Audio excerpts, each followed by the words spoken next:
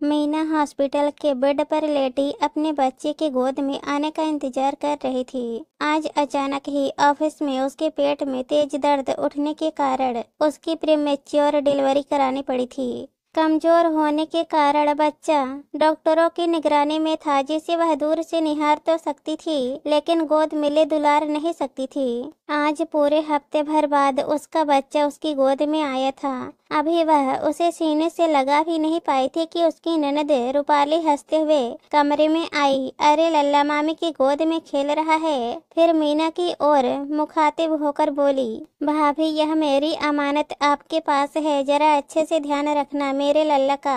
यह सुनकर मीना बुरी तरह से चौंक गई। उसने सांवलिया निगाहों से अपने पति रोहन की ओर देखा तो उसने माँ की ओर इशारा करते हुए कहा, माँ ने लल्ला को रूपाली को देने का फैसला किया है ताकि उसका परिवार पूरा हो जाए। फिर अपने पास बबलू तो है ही। यह सुनते ही मीना सकेत में आ गई। उसे ऐसा लगा मानो किसी ने उसकी देह से उसका सारा खून ही चूस लिया हो। उसने लल्ला को अपने सीने से कसकर चिपका लिया और शांत लेकिन दृढ़ स्वर में अपनी सासू माँ से बोली, माँ जी आपने ऐसा फैसला कैसे ले लिया? इतना बड़ा फैसला लेने से पहले आपने मुझसे पूछना भी जरूरी नहीं समझा? अरे इसमें पूछने वाली क्या बात है? किसी गैर को थोड़ी ना, तेरी ननद को ही तो देने को बोल रही हूँ। दो बेटियां हैं इसकी, लल्ला को इसकी गोद में दे देने से इसका भी परिवार पूरा हो जाएगा, वंश बढ़ जाएगा इसका। एक ही बात है, लल्ला इस घर में पले या उस घर में क्या फर्क पड़ जाएगा? आप सबको फर्क नहीं पड़ेगा लेकिन मुझे फर्क पड़ेगा। यह कोई साड़ी गहने या बबलू के खिलौने नहीं है जो जब रूपाली या उसकी बेटियों का मन करे मैं उन्हें उठा कर दे दूं। यह अंश है मेरा, आखिर मैं माँ हूँ इसकी। ऐसे कैसे अपने कलेजे के टुकड़े को रूपाली को सौंप दूं? बड़ी आई माँ बनने वाली। माँ का मतलब भी मालूम है? दूध मुहे बच्चे को घर में छोड़कर बाहर तरफी करने से कोई माँ नहीं बन जाता। यह तो मैं थी तो पल गया तेरा बबलू। माँ क्या ऐसी होती हैं? सासू माँ ने मीना पर तंज कसा।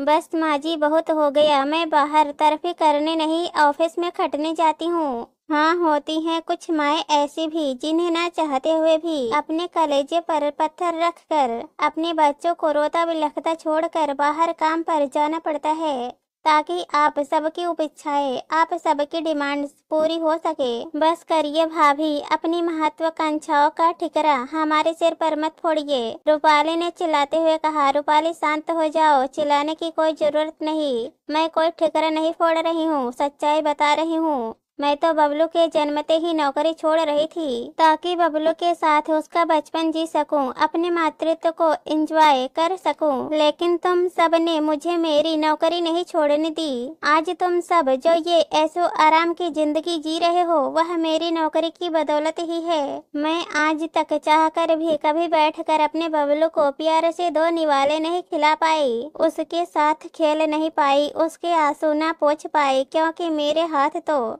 सब्जियों के थैले, ऑफिस की फाइलों, चाय कॉफी की ट्रे, रसोई के बर्तनों और तुम सबकी उपेक्षाओं से बंधे पड़े थे।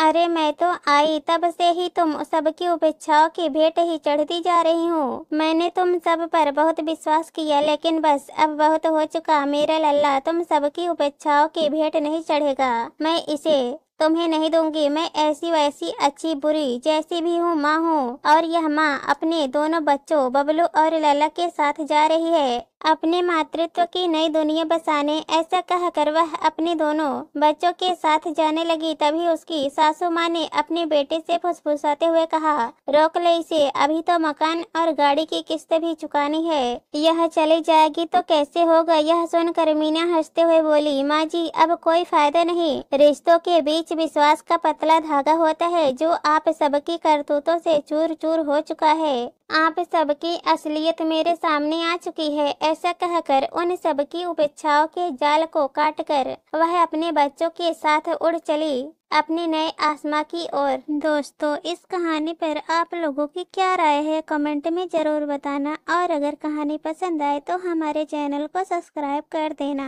कहानी सुनने के लिए बहुत बहुत धन्यवाद।